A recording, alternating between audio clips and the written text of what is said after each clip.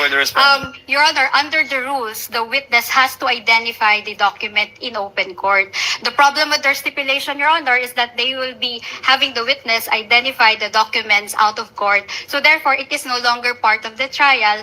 And there's a problem when it comes to the offer. There will be a problem when it comes to their offer of evidence, Your Honor. And with regard to the counter manifestation or the statement of counsel that we want to, look at the witness while she's flipping the document, Your Honor, precisely that is what we are doing right now, Your Honor. So we object to the proposal that the examination of the ARs be done outside the court, Your Honor. I think the purpose... Your Honor, please... counsel for Attorney Capunan, the court views it perhaps as an opportunity to provide an avenue for possible stipulation as to the ARs that you did not stipulate on. Because if I remember correctly, the reason why the ARs presented earlier, the 845, under the witness, Mr. Attorney Wamil, was that the observation of the respondent was it was simply contained in a folder, transparency on a folder, and that there was no real sequence to it. So perhaps we can set a date for possible stipulation on the ARs, not really for the witness to confirm it, but for possible stipulation on the ARs, if the respondent is open to it. Your Honor, unfortunately, we will not stipulate, Your Honor. We didn't stipulate in the case of Wamil, Your Honor. The same position is maintained, Your Honor, in the case of this witness, Your Honor, because after the ARs have been submitted to the Commission of Audit, Your Honor, the OVP and the DepEd no longer had control over these ARs. So therefore, we do not know what were the receipts that were provided by the COA and how many receipts were given by the COA to the prosecution, Your Honor. And second, these are not common exhibits because we did not mark those documents or ARs as our own. We didn't adopt them as our own evidence, Your Honor. And third, the ARs that were presented or are being presented now by the prosecution have not been compared with our own copies, Your Honor. So we cannot determine with certainty, Your Honor, if their ARs are actually identical with our copies, Your Honor. Counsel, that is precisely the opportunity the court is opening a chance for you to do so, to compare it with your copies of your ARs. Again, if you so desire. I mean, this is only for the purpose Your Honor, of please, expediting. If I may, Your Honor. Counsel for respondent will please respond first to the query of the presiding officer before I recognize Attorney Capunan. Yes, guidance, for the future guidance of the parties, may the court direct the counsel for the parties to kindly furnish the other side whatever list of documents for stipulation they may have in relation to a witness a day before at least, so that this thing that we're doing, which should have been done during pre-trial, actually will no longer be done in open court and not really waste, but use up the court's time. So, Attorney Kristine, counsel for respondent, you are ready to respond to the proposed documents for stipulation contained in 3 pages. Yes, Your Honor. You are recognized, ma'am. You may proceed. Thank you, Your Honor. After perusing at the list, Your Honor, we will not be stipulating on 8 items, and I will be enumerating these 8 items and tell the court the reason why we will not be stipulating on these items. Your Honor, please. Yes, what is the pleasure of the counsel for the panel of prosecutors, rather? May we suggest, Your Honor, for orderly procedure, that we go over our proposed stipulations and then they can respond accordingly, because we also would like this honorable court, impeachment court, to appreciate the documents that will be stipulated upon, which are as important as compared as well to the documents that will not be stipulated upon, Your Honor. There will be very short in any event, Your Honor. Counsel, stipulation does not mean that you will not present it before the witness anymore for whatever purpose it may serve. Yes, Your Honor. It does not, these stipulations will not dispense with the need for the witness to testify and to identify the document and to attest as to its contents, Your Honor. So just as to the authenticity of these documents and due Yes, Your execution, Honor. I guess, that's what the stipulation is being asked for. So let's go through your list, Counsel. Okay. Chair will instruct the counsel for the panel of prosecutors to kindly go over the list and maybe elicit a response from the counsel for respondent, whether they will stipulate or not. And you don't need to cite a reason, but you may do so also if you desire. Attorney Capunan, you may proceed, ma'am. With the permission of this honorable court, flashed on the screen for easy reference is a letter response dated March 13, 2024. This is Exhibit P-1-13B, and for the defense, this is Exhibit 1-120-OVP, stipulated, Your Honor. We stipulate, Your Honor. So noted, duly noted rather, Attorney Capunan. Next, Your Honor, is a notice of disallowance dated August 8, 2024, which is Exhibit P-1-13-C, and for the defense, it is Exhibit 1-108-OVP, stipulated, Your Honor. We stipulate, Your Honor. Noted. The next is Exhibit P-1-12-F, which is the response dated April 19, 2024, Your Honor. This is Defense Exhibit 1-115, Office of the Vice President and Series. Attorney Kristine, I'm sorry, Your Honor. Can I confer with my you may do so. counsel? We do not stipulate, Your Honor. Proceed, counsel. Attorney Capunan. Next, Your Honor,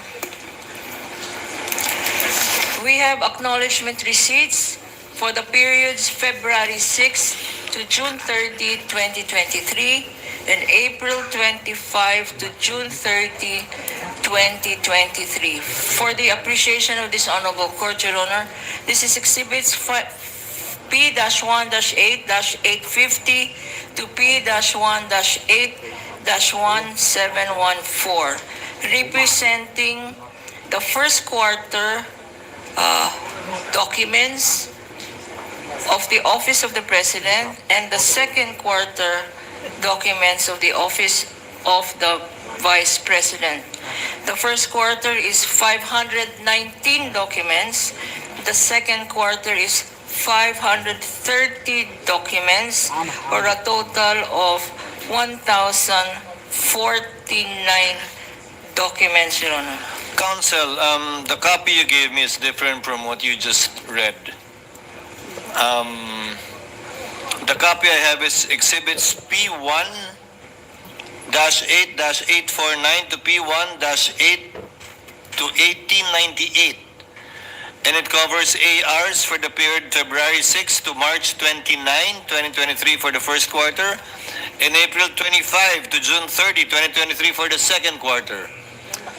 That is different from what you are showing on the screen, Counsel. Yes, Your Honor. My bad. It's what is flashed on the screen, Your Honor. The presiding officer is correct, Your Honor. But in any event, these are the same number of documents, totaling 1,049. I bring that up, Counsel, because that is, I guess, the same copy that Counsel for the respondent has, what I have. Would that be correct?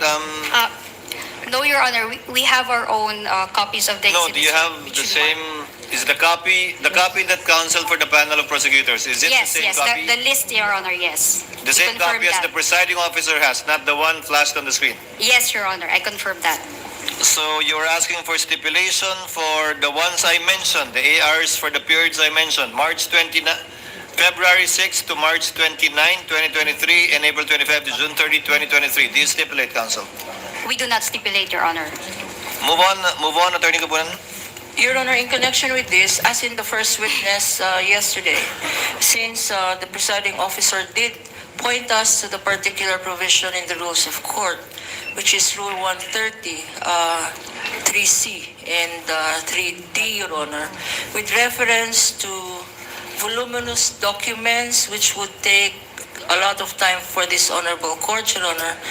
Summaries will be allowed to be marked. So, just to mention ahead of time That is we correct, will not Counsel. be presenting 10,049 documents, but the summary, a tabulation prepared by this witness, Your Honor. That is in Section 3C in relation to Section 7. Yes, Your Honor. The court will allow it as it has allowed it yesterday. Thank you, Your Honor.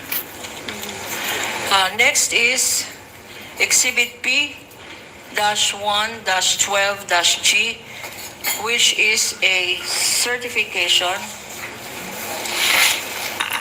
of the VP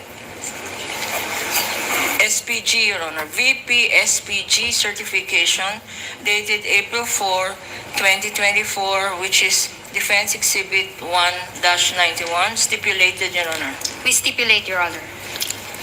Duly noted. We have the Protective Intelligence Operation Report for the engagement of respondents Duterte and the Vice Presidential Security and Protection Group for the first quarter of 2023.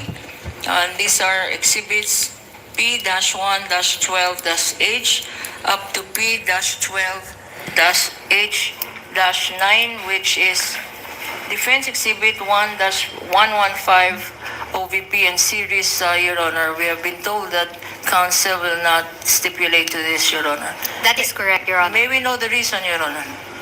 Your Honor, we do not stipulate on this because these documents that they marked are incomplete. Hence, they will not truthfully reflect, Your Honor, what the document is. So we do not stipulate, Your Honor. Actually, to abbreviate the proceedings, counsel, no reason need be given by opposing counsel. Since stipulation is a voluntary act on their part, they may refuse, and any refusal should not be taken against them as well, although it will abbreviate the proceedings. Please proceed, counsel. Next, Your Honor, is Protective Intelligence Operations Report for the engagements of Respondent Duterte from the Vice Presidential Security Protection Group for the second quarter of 2023, Exhibits P-1-12-M to P-12-M-13, which is Defense Exhibit 115 OVP and series, again not stipulated upon by the defense. Your Honor. That is correct, Your Honor. For the Move on, counsel. Duly noted. Move on. Moving on to the third quarter, incidentally, these documents previously mentioned are for the first and second quarter of 2023 Office of the Vice President. We now turn on to the third quarter of 2023 Office of the Vice President. The first exhibit is Audit Observation Memorandum, or AOM, dated August 8, 2024. Prosecution's Exhibit P-1-12-I, Defense Exhibit 1-106, OVP, stipulated upon. We stipulate, Your Honor. Noted. Exhibit P-1-12-J, which is the Office of the Vice President's response dated August 27, 2024. Defense Exhibit 116, OVP and series, not stipulated, Your Honor. That is correct, Your Honor.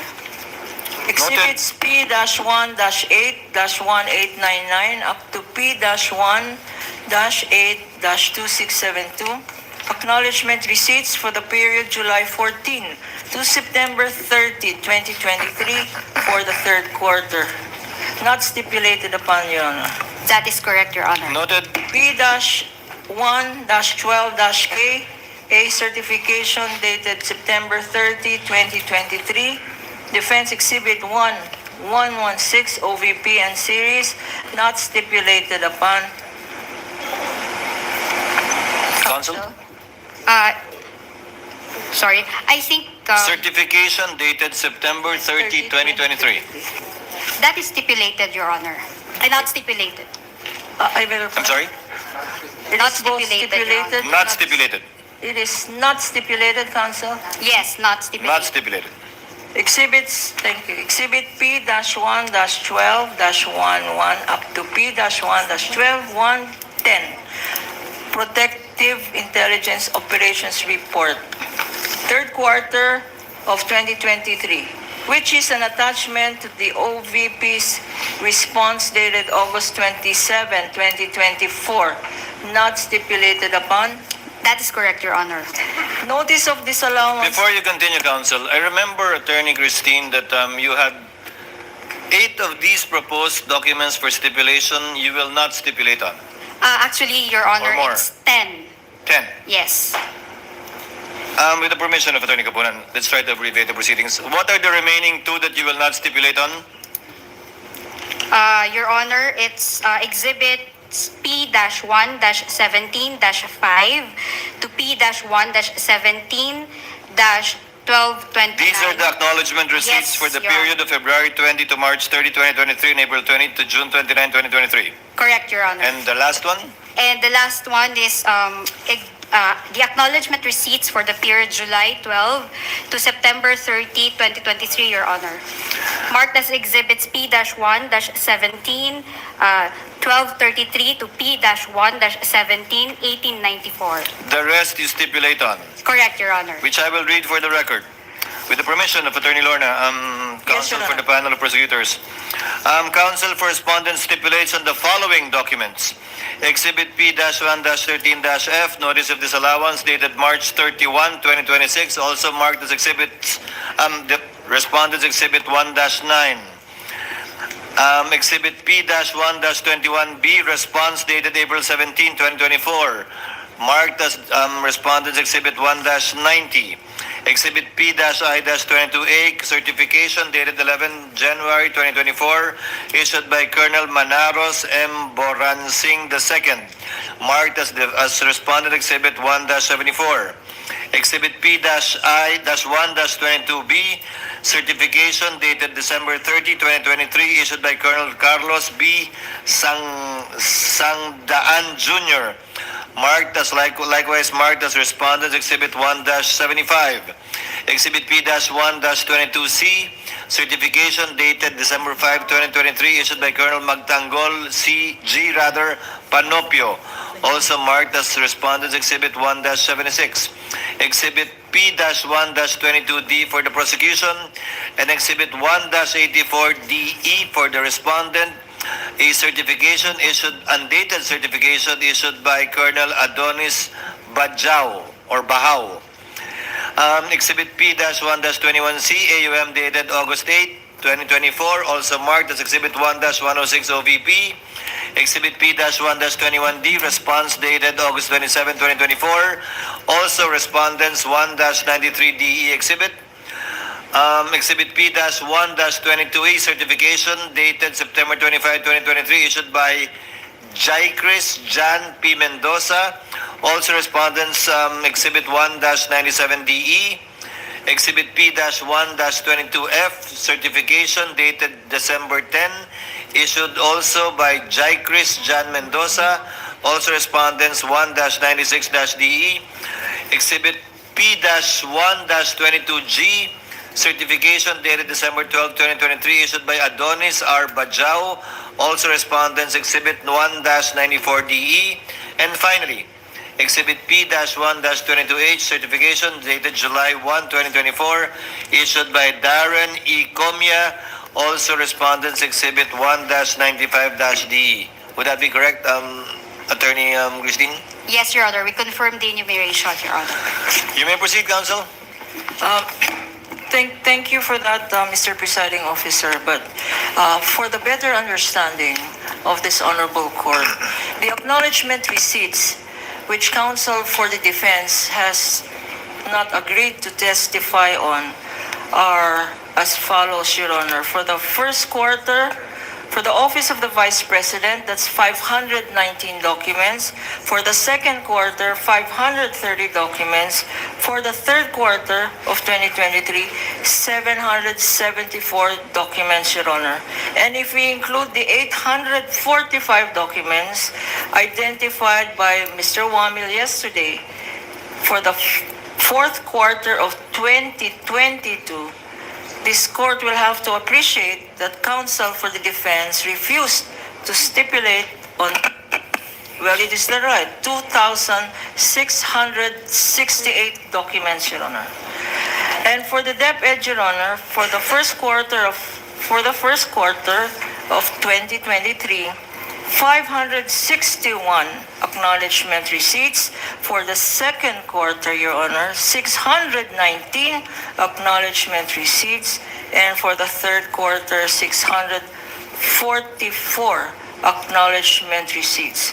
Or to summarize, 1,824 acknowledgement receipts of the Department of Education Office, which they themselves submitted to the COA ICFAO, or a total for the Office of the Vice President and the DepEd, 4,492 documents contained in 15 boxes, Your Honor. Hindi mo naman siguro kami tinatakot, Attorney Capunan. Ay, hindi po. Kindly proceed, counsel. And also, Your Honor, the reason I made manifestation of this is we will not present the 15 boxes. We will present, the witness will identify this, but we will be presenting in lieu thereof 3 tabulations. 4. 6. 6 summaries, Your Honor. 6 summaries prepared by this witness for the 4,492 documents, Your Honor, which will be identified in due course of the testimony together with the acknowledgement receipt, Your Honor. With the permission of this honorable court. As earlier ruled by the court, we will allow the witness to testify from a table and/or summaries given the voluminous nature of the documents that she may or will be testifying to. Counsel may proceed with her direct examination. Offer rather first. Your Honor, please.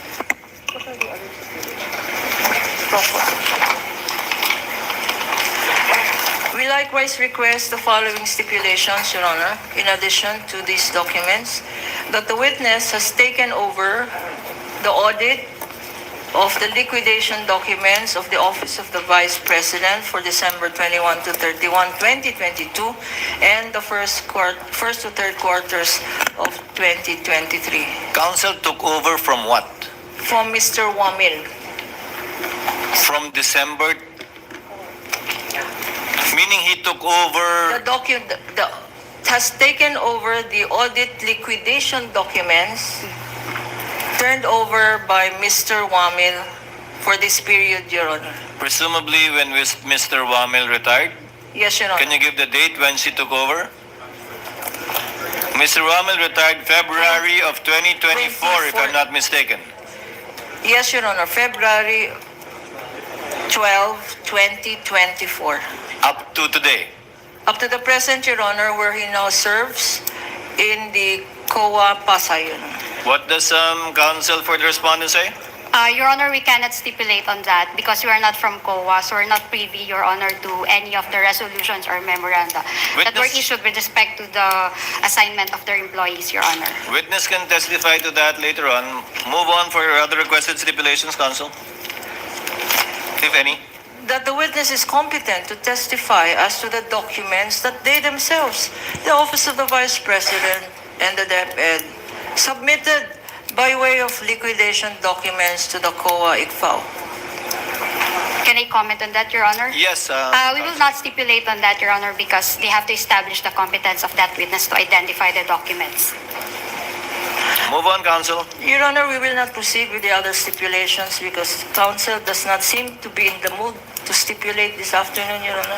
Your Honor, It has no relation with mood, counsel. Okay, we will now go The on. counsel for the respondent is well within their rights to Correct, Your refuse stipulation because this is purely mutual on the part of both parties. Your time will come too.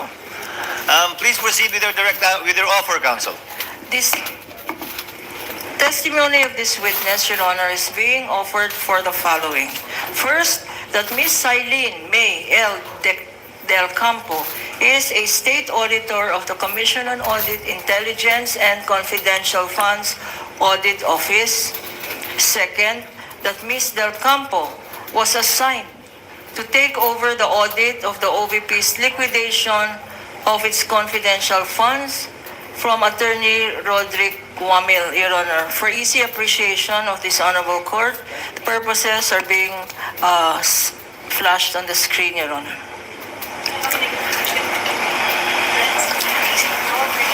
In this, well, that siya po ang nagtuloy ng inumpisahan ni Mr. Roderick Wamil na evaluation ng confidential. Chair, would just like to correct the earlier statement with your pre-indulgence, Attorney Capunan. Mr. Ramel did not retire on February 2024. He was transferred to another office within Yes, COA. Your Honor. Yes, please proceed.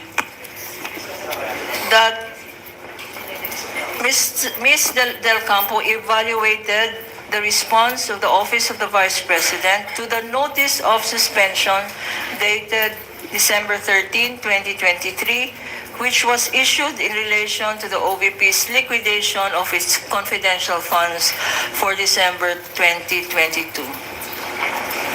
Number 4, that this witness found that the response of the Office of the Vice President to the notice of suspension dated December 13, 2023 is a violation and still non-compliant with Joint Circular 2015-01. Number 5, that it was pursuant to this witness evaluation and recommendations that the notice of disallowance dated August 8, 2024 was issued by the Office of the Vice President. Number 6, that Ms. Del Campo took over the audit of the Office of the Vice President responses to the Audit Observation Memorandum dated February 1, 2024, covering the first and second quarters of 2023, and AOM dated August 8, 2024, covering the third quarter of 2023. That thereafter, a notice of disallowance dated March 31, 2026 was issued to the Office of the Vice President for the liquidation of its confidential funds covering the first to the third quarter of 2023.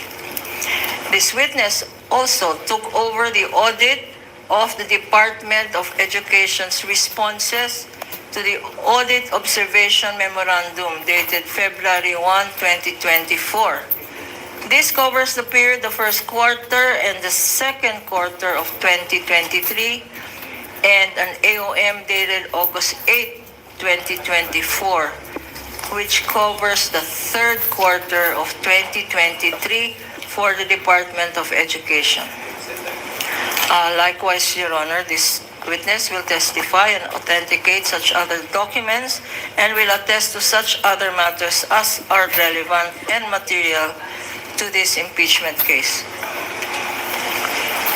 Comment on the part of counsel for respondent.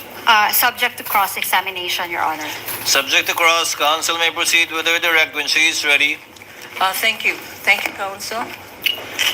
Madam Witness, can you again please state, pakisabi ulit anong pangalan natin, your age, your occupation, and other personal circumstances. I am Silene May L. Del Campo, 36 years old, a state auditor currently assigned in the Intelligence and Confidential Fund Audit Office of the Commission on Audit. Okay. Will you be testifying in English or Filipino or both, Madam Witness? In both languages po. Okay. With that permission, Your Honor. Please tell us, Madam Witness, Miss Silene, Ano ba ang educational background natin?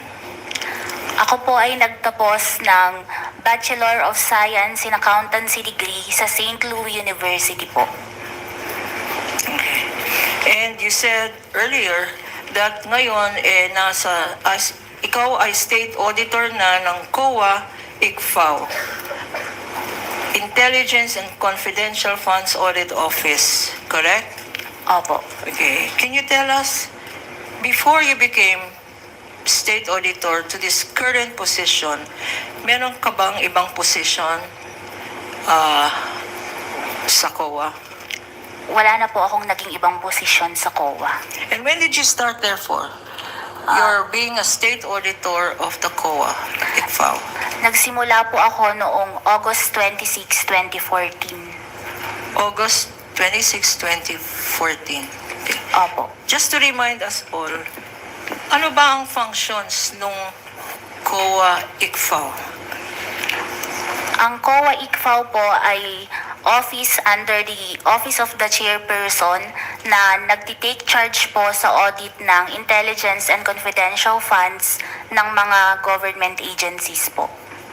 Okay. And what are these government agencies that you have audited?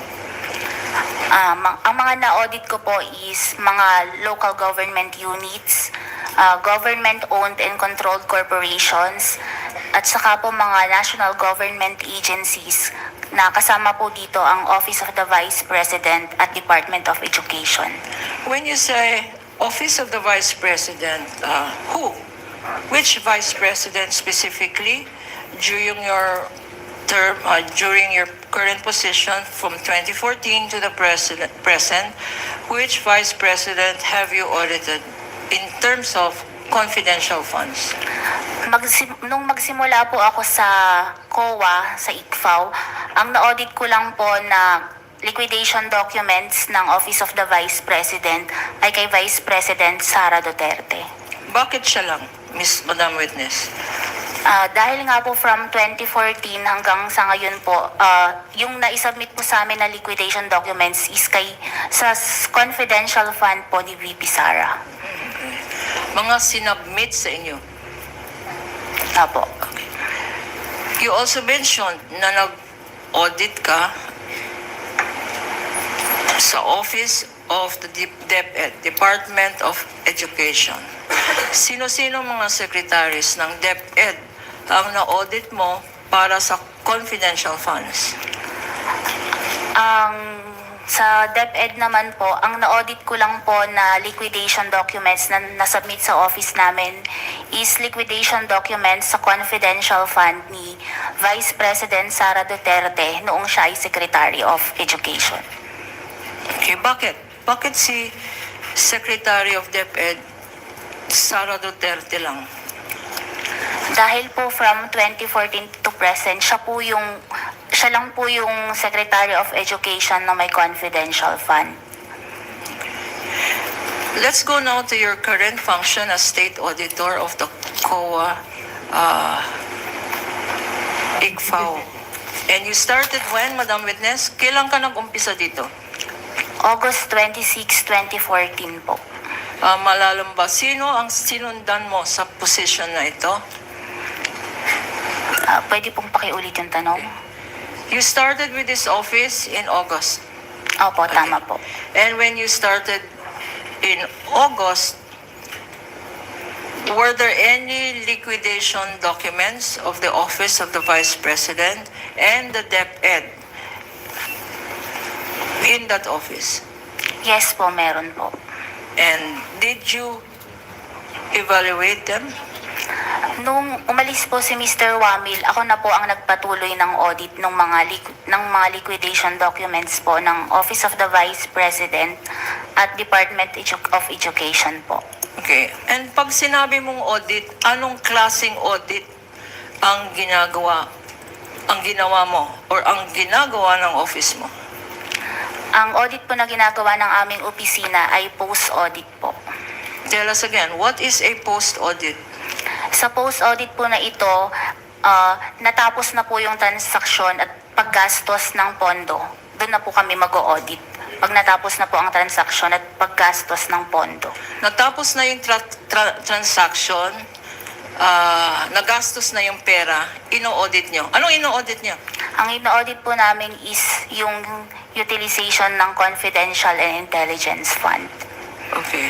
Ngayon, what were these documents that Mr. Wamil left and which you took over with? Bale po, iniwan po niya sa akin ang mga documents ng OBP for the periods December 21 to 31, 2022. Kasama na rin po ang first to third quarters ng 2023. And for the DepEd po, iniwan din po niya sa akin ang mga documents for the first, second, and third quarters of 2023. Showing to you, Madam Witness, a tabulation. Merong ginawang tabulation si Mr. Wamil at ito po ay minarkahan natin to cover exhibits P-1-8-1 up to P-1-8-848 covering 845 acknowledgement receipts for the period December 21 to 31, 2022. If shown to you, this tabulation and the supporting acknowledgement receipts, please identify the same. Apo. Assisting counsels may approach from both parties.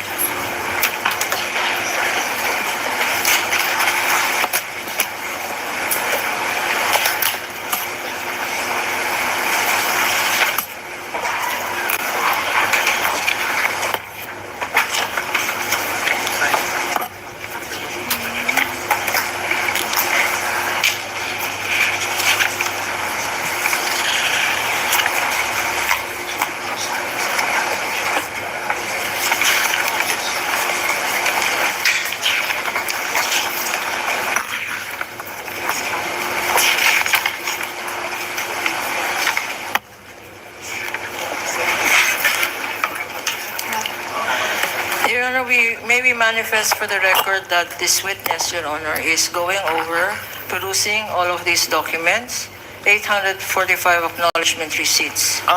Counsel, I thought the witness will simply peruse the table or summary of Mr. Wamil.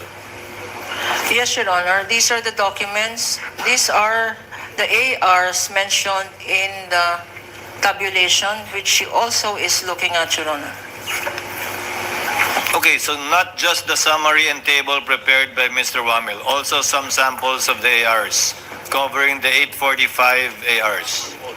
She's looking currently at all of these 845 documents, Your Honor. Because, Your Honor, again, counsel for the respondent did not stipulate on these documents.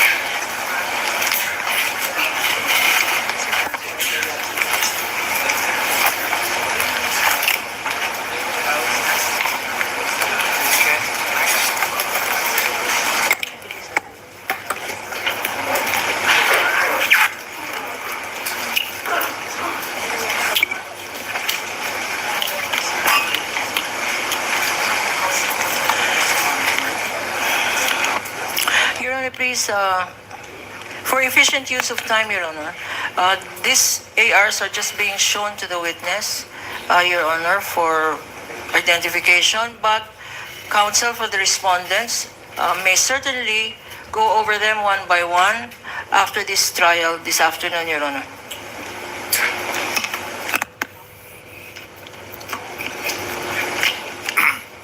The manifestation is noted.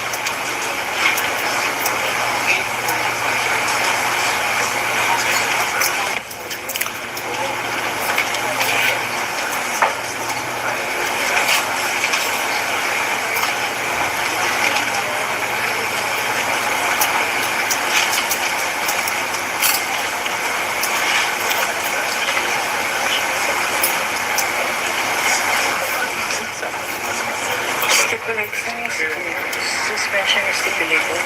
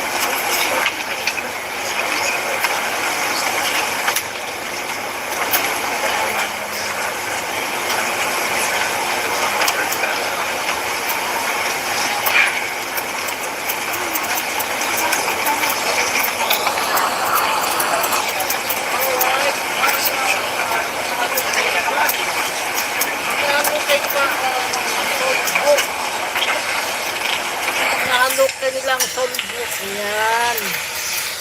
Tayo nagpatrapas muna habang nahalok kayo ng solbok. Yan. Karakot si solbok. Ano na ito na yung impeachment trial kahapon? With the permission of the counsel for the parties, while the witness is perusing the acknowledgement receipts for the period covering December 21 to December 31, 2022, Chair would like to make some issue rather some administrative orders to save on the court's time. On the subpoena documents which were submitted to the clerk on July 30, 2026, and on those that will be submitted on August 13, pursuant to the request for extension by the two aforementioned banks, namely BDO Unibank and Security Bank. We note that the clerk of court performed merely the mechanical act of receiving the submissions from the subpoenaed institutions, while the subject banks and institutions represented that the documents contained in the USB given to the court are the exact mirror of the hard copies they submitted, which are in turn accurately reflected in their respective document indices.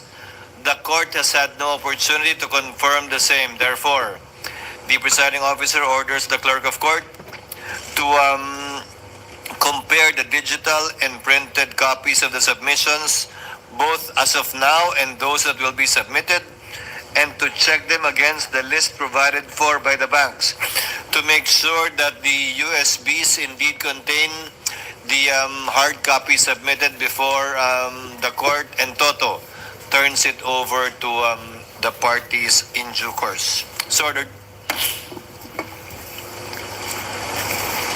Hailin, kamusta ka na? Malapit ka na o hindi pa?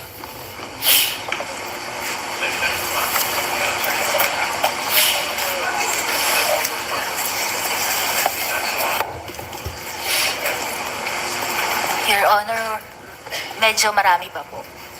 2 folders na.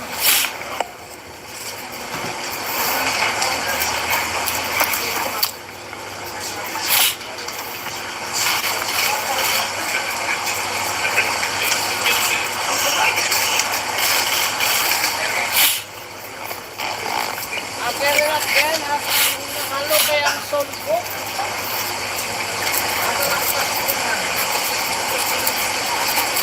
Kahapon, dictard yung kahapon hindi sawa. Wednesday.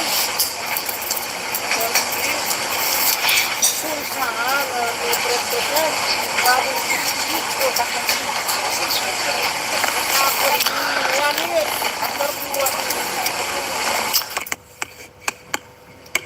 Ang tagal. Ang tagal lang kanilang ginagawa. Commercial break muna. Ang tagal. Ay nagwawalis. Magwalis muna tayo ng trabaho.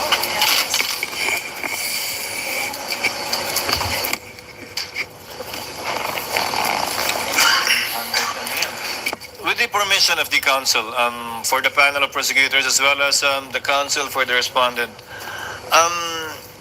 we will be adjourning in a few minutes for our afternoon session. So we're able to move on somewhat. The court directs that Hailin go over these documents after today's trial so that when she continues her testimony on Monday, that she can already testify as to those documents, if indeed those are the same documents that she reviewed, perused, and were turned over to her by Attorney Wamil. In the meantime, counsel, perhaps you can proceed with the table of or the summary prepared by either with Mr. Wamil or the witness before we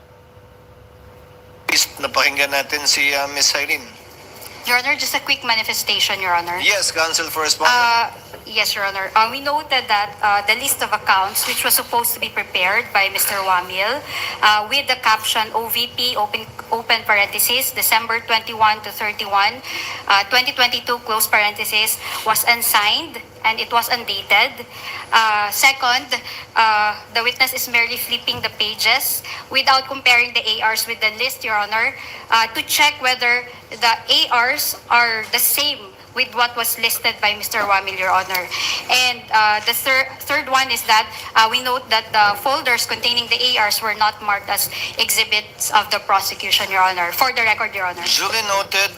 However, the witness may testify as to the summary and/or table if she's aware of it and if indeed it was part of the documents turned over to her by Mr. Wamil. Counsel for the panel of prosecutors. Your Honor, we are tempted to make a counter manifestation, Your Honor. Because, Your Honor, these manifestations, Your Honor, are because of their own doing, Your Honor. But in any event, I hope you won't give in to the temptation, counsel. I will not. I will not, Your Honor. It's the wisdom of age. I will not.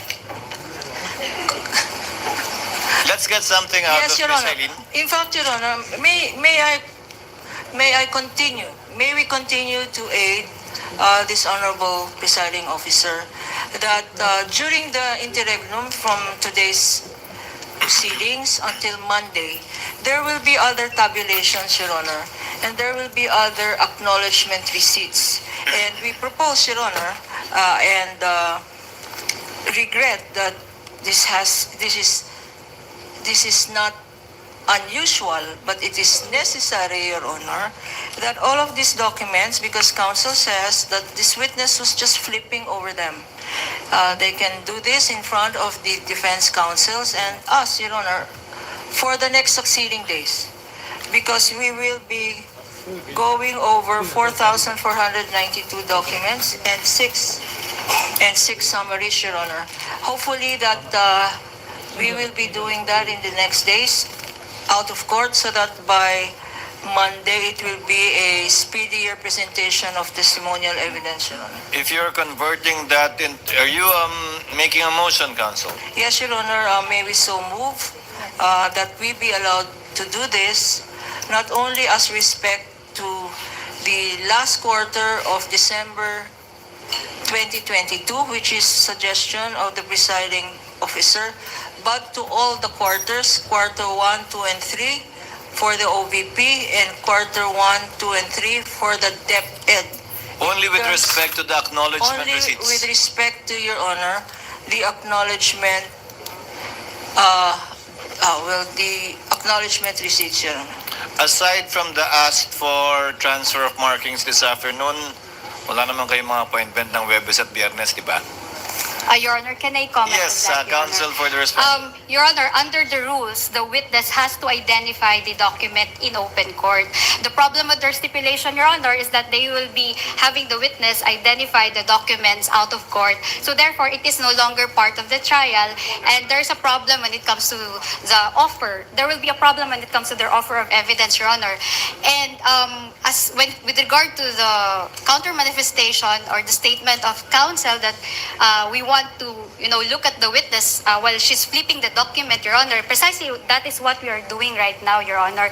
So we object to the proposal that the examination of the ARs be done outside the court, Your Honor. I think the purpose... Your Honor, please, counsel for Attorney Capunan, the court views it perhaps as an opportunity to provide an avenue for possible stipulation as to the ARs that you did not stipulate on. Because if I remember correctly, the reason why the ARs presented earlier, the 845, under the witness, Mr. Attorney Wamil, was that the observation of the respondent was it was simply contained in a folder, transparency in a folder, and that there was no real sequence to it. So perhaps we can set a date for possible stipulation on the ARs, not really for the witness to confirm it, but for possible stipulation on the ARs, Yeah. if the respondent is open to it. Your Honor, unfortunately, we will not stipulate, Your Honor. We didn't stipulate in the case of Wamil, Your Honor. The same position is maintained, Your Honor, in the case of this witness, Your Honor, because after the ARs have been submitted to the Commission of Audit, Your Honor, the OVP and the DepEd no longer had control over these ARs. So therefore, we do not know what were the receipts that were provided by the COA and how many receipts were given by the COA to the prosecution, Your Honor. And second, these are not common exhibits because we did not mark those documents or ARs as our own. We didn't adopt them as our own evidence, Your Honor. And third, the ARs that were presented or are being presented now by the prosecution have not been compared with our own copies, Your Honor. So we cannot determine with certainty, Your Honor, if their ARs are actually identical with our copies, Your Honor. Counsel, that is we cannot- precisely the opportunity the court is opening a chance for you to do so, to compare it with your copies of your ARs.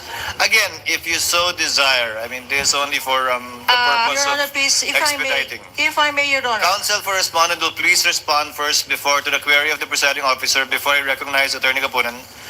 Yes, Attorney Kristine, so you do not want to take the opportunity to compare your copies of the ARs with their copies of the ARs as submitted to COA or as allegedly submitted to COA? Your Honor, upon discussion with the team, Your Honor, unfortunately, we cannot do that. Noted. Attorney Capunan, what is your pleasure? With due indulgence, Your Honor, now I will give in to my temptation. First, Your Honor, what is happening now could have been prevented had we done this exercise during the pretrial.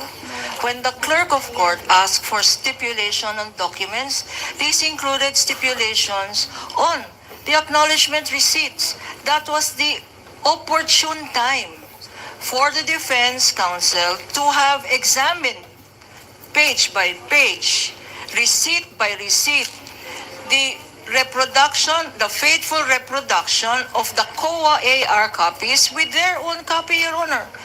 They passed upon this opportunity. Now that we want it done more expeditiously by a motion that I have proposed, which incidentally I wish to amend, that because of their objection to it being an out of court, may we amend my motion, Your Honor, that it be done in front of the clerk of court and that the clerk of court be duly authorized by authority of the Honorable Impeachment Court to preside over the sessions, Your Honor. The same way as clerks of court, designated officers can mediate between the parties as to a possible amicable settlement or stipulation. And this will be, Your Honor, and I'm sorry, I'm seeing Please them continue, Counsel. nodding in acceptance of the motion. Unfortunately, I think quite the opposite, Counsel, because he's not looking forward to the workload. Your But please Honor, proceed. please. And so, if that is done, Your Honor, then we will be making more efficient use of the time of this honorable court. The marking, the identification by this witness, the comparison of both the prosecution markings. These and the ARs have defense not been markings. individually marked, Counsel? They have been marked, Your Honor. Counsel, for matter the of respondent, fact- you said they were not yet marked, the ones being showed to the witness. No, Your Honor. They were marked already, Your Honor, but we also have our own marked copies, Your Honor. They were marked, but you also have. So, meaning, Your Honor, we have separate documents or ARs that were marked, Your Honor. That is precisely my point, Your Counsel. Honor, please. That is precisely my point, Counsel. Before the clerk of court, this is like an extended or additional pre-trial. Perhaps this can be done before the clerk of court. Yes, You Your need not stipulate to all, only to those that exactly the same as your copies. It can be 10 out of 845, 844 out of 845. I do not know, really, quite frankly. But we'd rather give you the opportunity than litigate this in open court, piece by piece, similar to the stipulation asked for by by the counsel for the panel of prosecutors. In relation to the witness viewing it or looking at it, if it is stipulated, then there is no need for her to actually peruse, go through, or look at long periods of time, only with respect to the questioned ones or those not stipulated to by the counsel for respondent. I think the court is inclined to allow for this one more opportunity to stipulate as to the acknowledgement receipts. Again, there is no it is not mandatory. The court is not forcing the counsel for respondent to stipulate on documents they refuse and don't want to stipulate.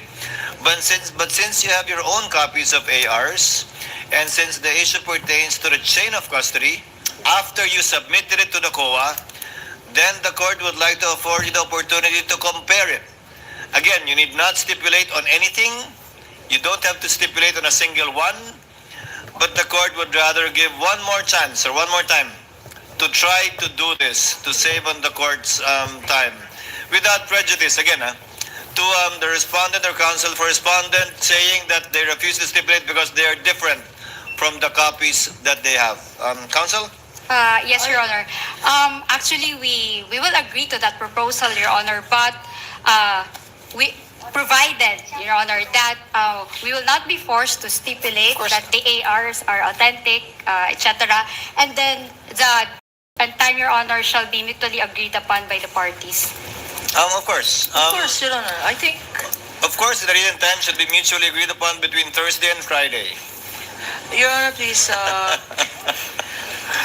you asked for it. Because Your Honor, insofar as please. this witness is concerned, or give me one date on one time slot on Thursday and Friday which you can agree on after we adjourn.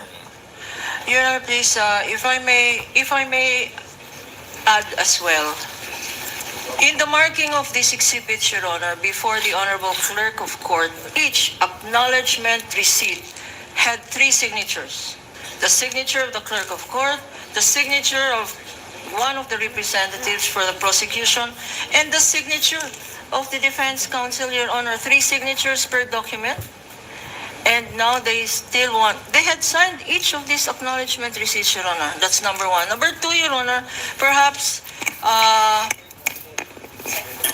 to restore a level of trust on the side of the defense, maybe we can even use their own documents. If they do not trust the prosecution's documents or photocopies of the prosecution's documents, then we will use their documents, Your Honor, because we are certain that their documents is the same as our documents. Let's use the defense documents, Your Honor. And then they will not say, we do not trust these documents because it is their own defense documents. Maybe that will solve the problem of this court. We will use your documents, counsel. Will you still question using your own documents? Will you still question the authenticity of your own documents? Of course not, Your Honor. Okay, Of then course not, maybe that counsel. is a possible solution, Your Honor. Let us use the defense documents instead of the prosecution documents. Para wag na tayong mag-compare. Thursday, Friday, manonood pa ako ng Odyssey. I'm sorry, counsel. The presiding officer was not yet elected during the pre-trial, hence I did not know what went on during the pre-trial. Apparently, the respondent or counsel for respondent has a different purpose and or intention with respect to the ARs from that of the prosecutor. Therefore, that's why they refused a common marking on the same AR. Yes, Your Honor. Is that correct? So they have their own set of ARs, and you have your own set of ARs that was marked during pre-trial, correct, counsels? That is correct, Your Honor. Now, all that the court is asking is for an opportunity to be had by the parties once more to compare your respective marked ARs to be able to distinguish and find out if indeed they are the same or not, regardless of whatever purpose or theory each party may have with respect to presenting the ARs, given that they are common exhibits. We will not touch into that, counsel for respondents. So your concern with respect to authenticity and purpose will not be touched on. only insofar as that it is the same AR that you received, it is the same AR that you sent to the COA that you also have a copy of that they are presenting. And insofar as ARs that you did not send COA or did not come from you, then you can point that out too, as the case may be or as may be appropriate.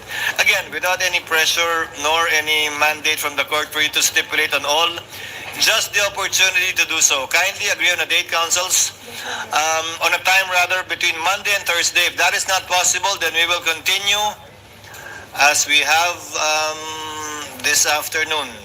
But kindly agree on a date. Court so directs the parties to fix a date and be able to be present before the clerk of court to compare the ARs they separately marked and to confirm if indeed which ones are the same and which ones are different for whatever purpose it may serve both parties, given that they are commonly marked.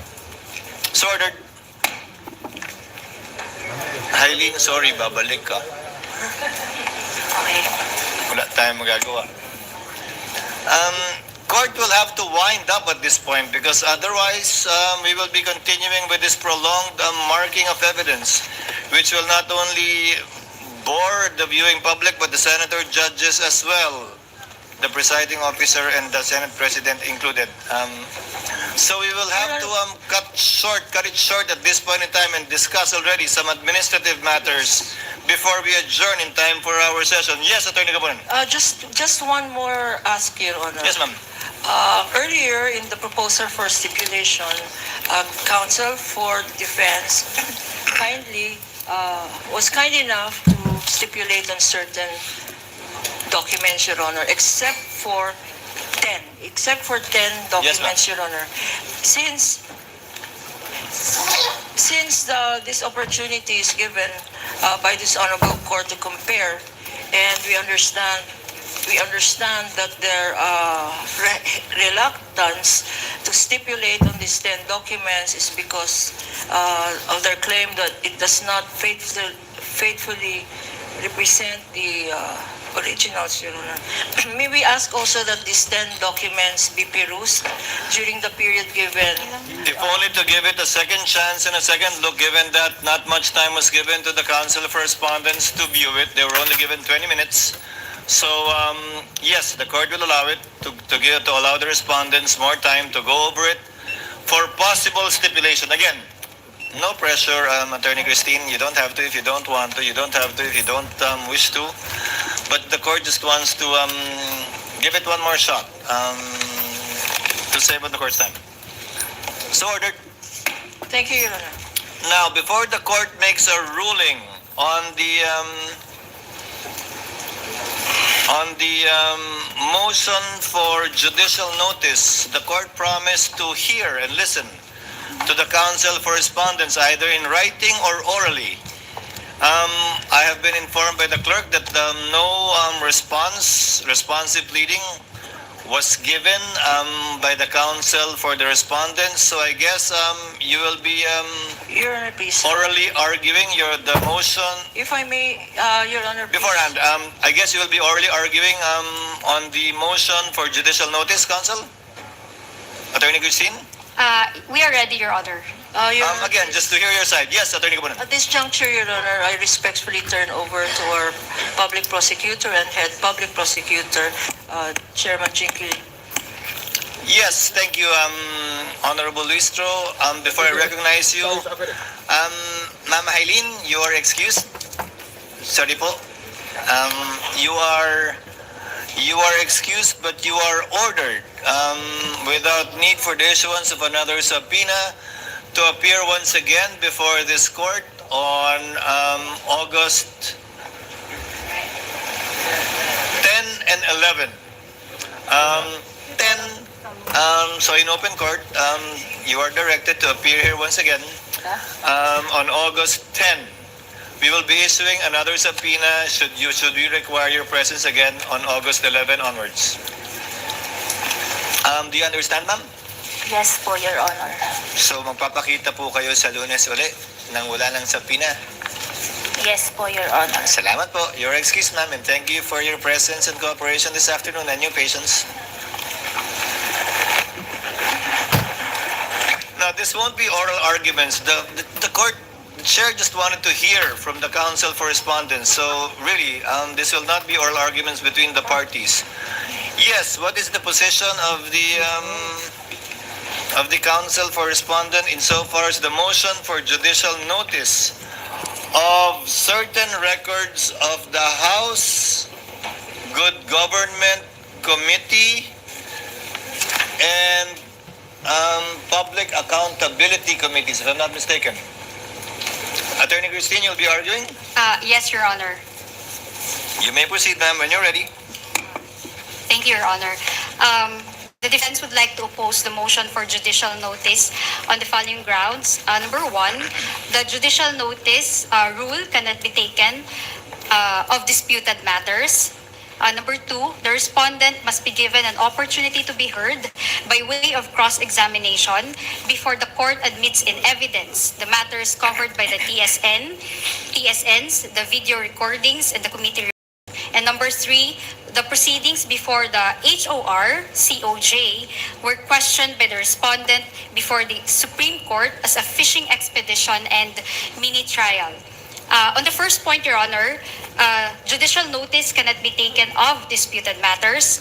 In Juan versus Juan, the Supreme Court defined judicial notice in this wise. Judicial notice is the cognizance of certain facts that judges may properly take and act on without proof because these facts are already known to them.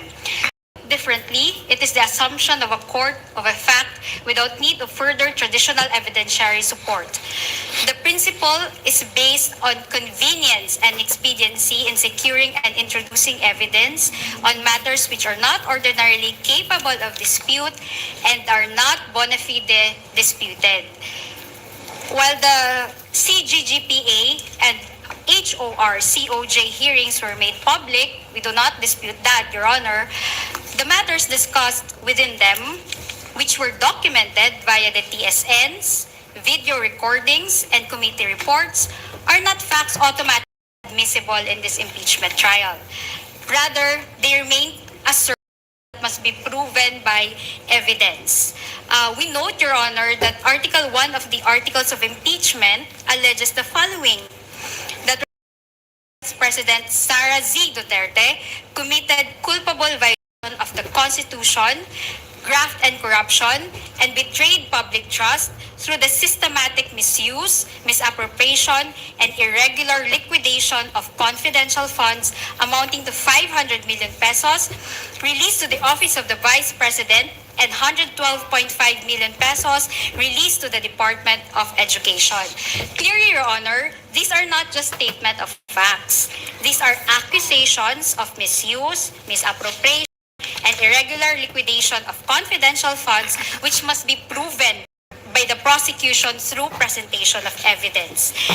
In fact, Your Honor, if you noticed, the prosecution in paragraph 1 of its motion for judicial notice admitted that, I quote, prior to the transmittal of the articles of impeachment to this honorable court, the House of Representatives, through its Committee on Good Government and Public Accountability and its Committee on Justice, conducted official hearings on matters that ultimately form the factual basis of Article 1.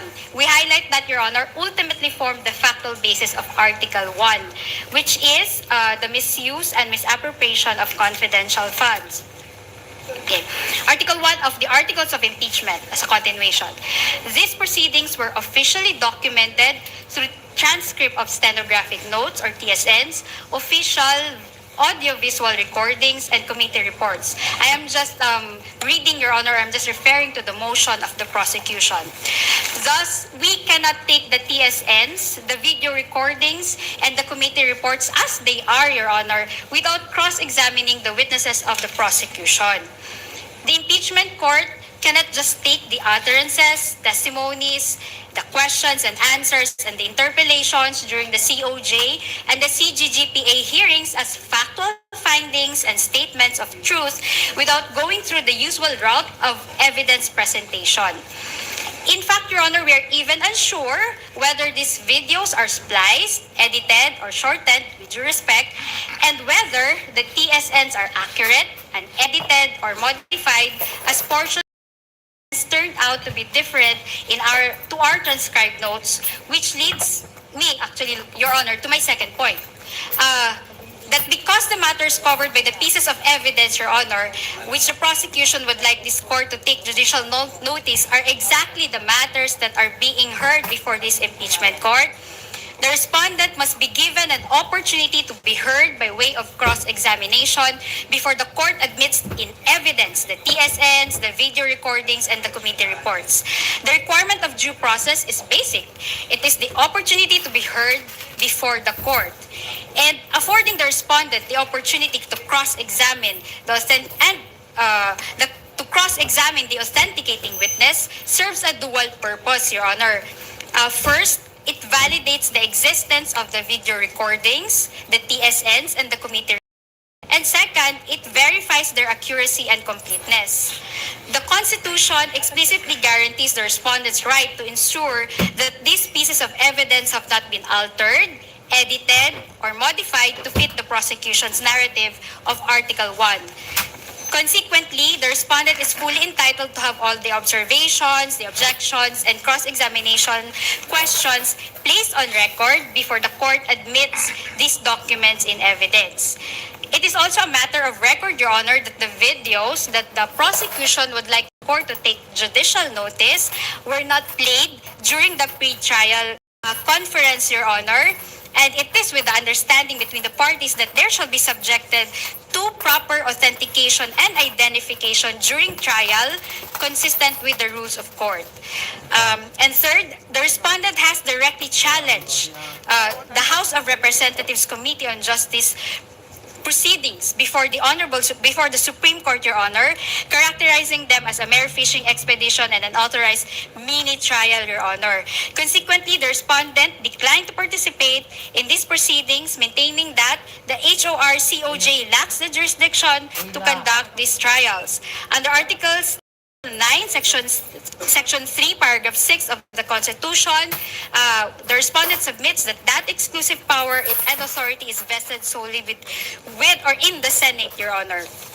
That's why a petition for certiorari and prohibition was filed by the respondent before the Supreme Court. So, we cannot stipulate, Your Honor, on the matters that were taken up in a proceeding that the respondent challenged before the Supreme Court. But crucially, Your Honor, the petition pending before the Supreme Court challenges the proceedings before the HOR-COJ only and not the actions of the Honorable Impeachment Court. This distinction, however, does not preclude any future legal challenges against actions that this court may take while sitting as an impeachment court. The respondent, Your Honor, was consistent in her position, Your Honor.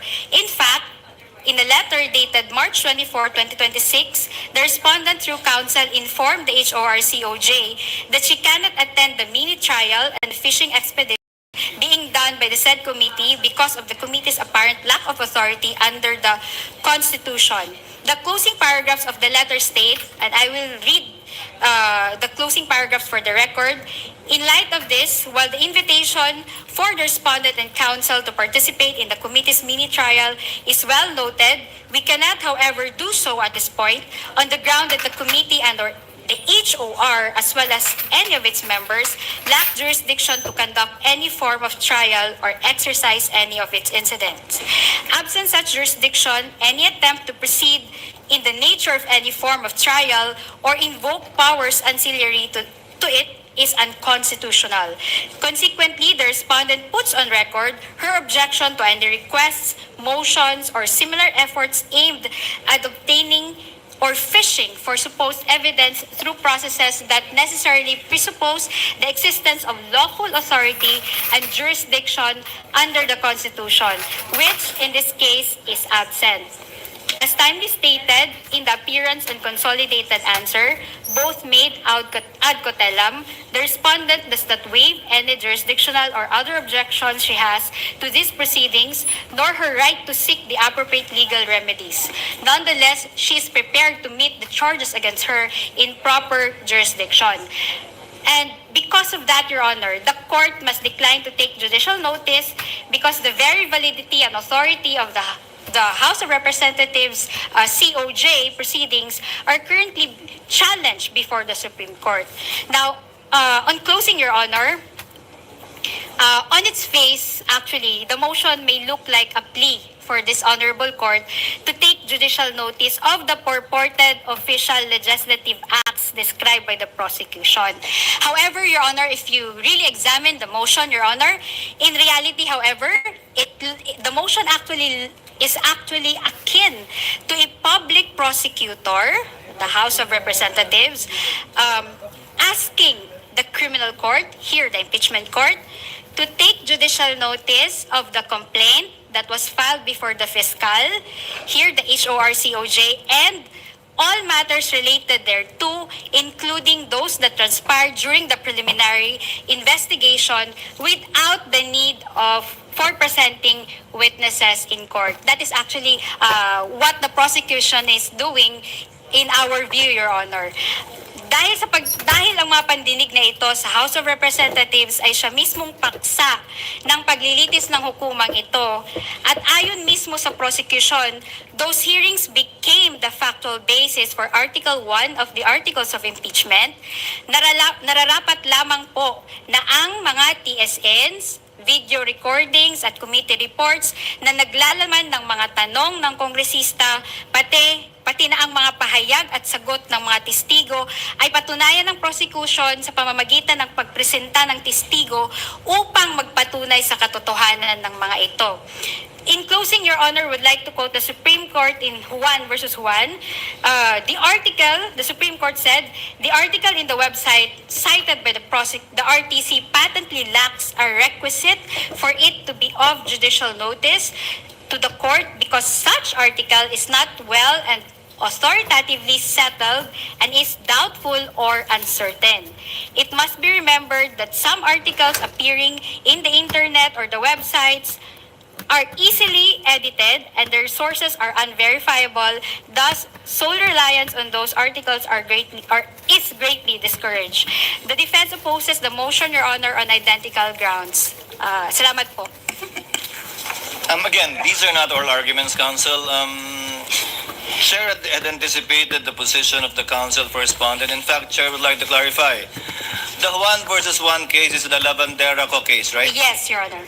Ito yung Lavandera Co na kumpanya na nireklamo violating copyright standards. Hindi ba na nag-judicial notice yung korte sa isang internet website na may copyright o yan? Tama po. That is the case. Okay, Chair will now make his ruling. First, with respect to the motion to set the conference for marking objected to by respondents insofar as number 3 is concerned. P4-35 to P4-35B, but did not object to the others. So the request for transfer of markings this afternoon, insofar as the unobjected portions are granted, insofar as the objected portions are concerned, Chair will make a ruling. We will furnish the respondent and the prosecution with a written copy of the ruling through the journal of this court. The Chair will now resolve the panel of prosecutors' motion to set the conference for the transfer of exhibit markings, particularly on exhibits P-4-35 to P-4-35A and P-4-35B, which refer to the portions of the purported affidavit of Arturo Las Cañas. And after considering the objections of the chair of the respondent, the objection is hereby denied subject to the following guidelines and reasonings. Section 34, Rule 132 of the Rules of Court provide, the court shall consider no evidence which has not been presented or formally offered. The purpose for which the evidence is offered must be specified. Accordingly, the marking, identification, or authentication of a document does not mean that the document has been formally offered or admitted for the purpose it was so stated, the physical transfer of an exhibit, designation from a provisional copy to its corresponding original or certified true copy is even more limited. It is a mechanical and ministerial act intended only to maintain the orderly identification of the court's records. The respondent is not prejudiced by this transfer. The transfer does not alter the substance or evidentiary status of the document, referring to the Las Cañas document. It does not constitute a ruling on the authenticity, admissibility, or evidentiary weight, and it does not enlarge the purpose for which the document was originally marked. The respondent therefore loses no substantive or procedural right by reason of the transfer and may raise all appropriate objections when the document is formally offered. This conclusion is consistent with the prosecution's own representation during the July 21, 2026 hearing, wherein the Honorable Luistro stated, quote, "Your Honor, the document is being presented only to seek confirmation from the witness that he is referring to this particular document as part of the investigation of the Special Task Force. We are not presenting it to prove the truthfulness of the contents of the affidavit." Close quotation.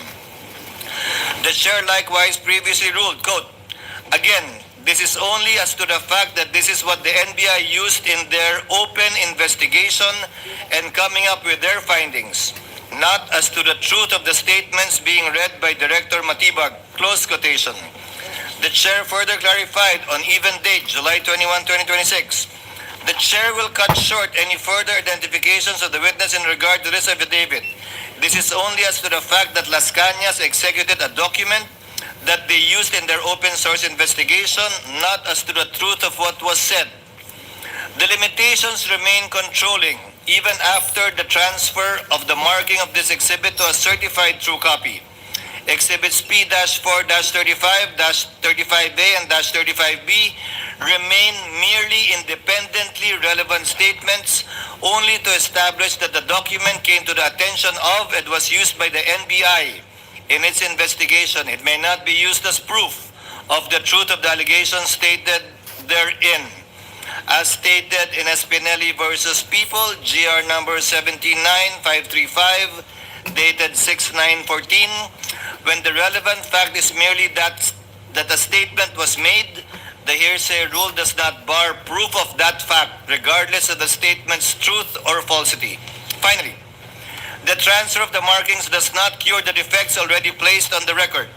The purported affidavit remains unsigned, unnotarized, and not made under oath, with no witness having attested to its execution and truth of its contents.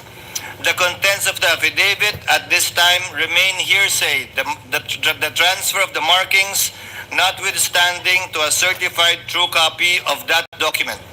Accordingly, the clerk of the impeachment court is directed to set the requested conference as requested, I think, this afternoon, if I'm not mistaken, at 4 p.m. Now, on the motion for judicial notice, the chair will make a ruling, will grant the motion with a reminder, a stern reminder and warning. The court acting on the motion for judicial notice dated August 3, seeking judicial notice of the existence and official character of the hearings and the corresponding transcripts, audiovisual recordings, and the committee report identified therein. Section 1, Rule 129 of the rules provide, a court shall take judicial notice without need of the introduction of evidence of legislative, executive, and judicial departments of the National Government of the Philippines. As stated in CLT, the case cited by the counsel for the prosecutors, there is such, referring to a Senate committee report. The court took judicial notice of the Senate committee report, but only as to the existence of the committee report and not as to the content and truth of what was stated in the committee report. Therefore, accordingly, the court grants the requested judicial notice to be taken by the court, but solely and exclusively limited to the following facts. Number one, that the legislative hearings were actually held and under the official function of the House of Representatives, Committee on Good Government and Public Accountability, and the Committee on Justice. So to reiterate, just as to the factual existence that the hearings were indeed conducted. Number 2, that the corresponding transcripts, official, audiovisual recordings, and committee report exist as official records of the proceedings and in a separate rule therefore enjoy the regularity of official proceedings absent contrary proof that there is either fraud, falsity, or inaccuracy, and therefore which will overcome the presumption of regularity. With a warning, having granted the motion only within the foregoing limits, the chair now states in unmistakable terms the precise effect of this ruling and reminds the prosecution, and should the time come, also the respondent, if they happen to cross this line also, Rule 129 is captioned, "What need not be proved." Therefore, the court states with precision what the prosecution need not prove, only with respect to those two things. Nothing else is judicially admitted or established. The prosecution is therefore expressly, it says warned here, but I would rather say reminded, that judicial notice shall not be used as a vehicle to place into the record substantive contents of the transcripts, recordings, or committee report. It is not a substitute for the presentation and formal offer of competent evidence, nor does it dispense with the applicable rules on authentication, hearsay, relevance, and the right of the respondent to object and confront the evidence presented against her. As the Supreme Court held in Magkamit versus IAS, PIDEA, GR number 19-8, 140, 125-16, fair play requires that the respondent be given meaningful opportunity to rebut all the evidence presented against her. Therefore, consistent with the chair's prior ruling on July 21 in relation to the Las Cañas document, a witness will not hereafter be allowed to read in open court a third-party statement that is not his or her own, as the respondent would be denied the opportunity to rebut those statements and cross-examine the statements made by a third party. Again, to reiterate, the court does not take judicial notice of the truth of any statement made during the hearings, the correctness of any factual allegation, or the validity of any finding or conclusion in the committee report. Those matters remain subject to proof, objection, and the court's independent evaluation of their admissibility and or evidentiary weight at the proper time. The prosecution shall not represent expressly or impliedly that this ruling establishes the truth of any matter contained in the identified records. Any attempt to use this judicial notice given for that purpose shall be rejected by this court, and the parties accordingly shall be duly reminded in course. So ordered. There being no lead prosecutor, your witnesses for next week, before we call it a day, a rainy day. Your Honor, we would like to submit the name of the following witnesses for next week. That is August 11, August 12, and August 13. August 10, 11, and 12. One, of course, is Silene May L. Del Campo from COA ICFAO, our supposed witness today. 2 is Marivic Pareja from Legislative Information Resources Management Department of the House of Representatives. 3 is Gina S. Acosta, former Special Disbursing Officer of the Office of the Vice President. And the 4th, Your Honor, is Edward D. Fajarda, former Special Disbursing Officer of the Department of Education. That is all, Your Honor. Let the corresponding subpoena as requested ad testificandum and or ducis tecum as the case may be issued to the aforementioned witnesses for the dates and times given and requested by the lead prosecutor for the impeachment trial next week. Again, counsel, just a reminder, if you will be having documents that you would want opposing counsel to stipulate on, kindly give them a copy at least a day before so that they can already manifest in open court their agreement or disagreement with the proposed stipulation. Counsel? Yes? We confirm, Your Honor. Thank you. Any other matter you wish to mention, Attorney Kristine? None from my end, Your Honor. Before the chair adjourns,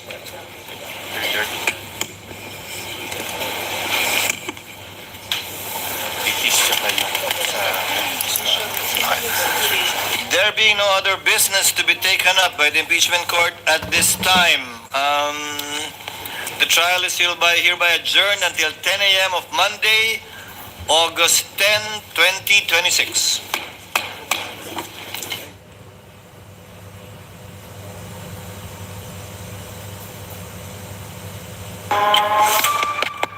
Session, according to the Senate President, is at 3:30 para mas maaga daw dahil malakas yung ulan sa labas.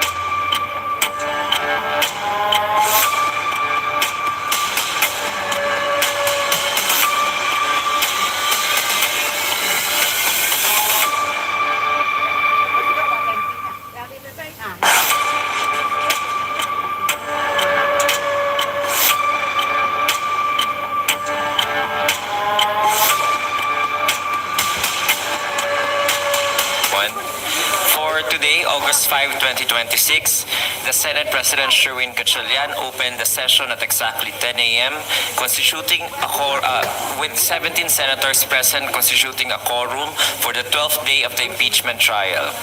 For some administrative matters, the presiding officer confirmed the act done by the clerk of court of merely receiving the document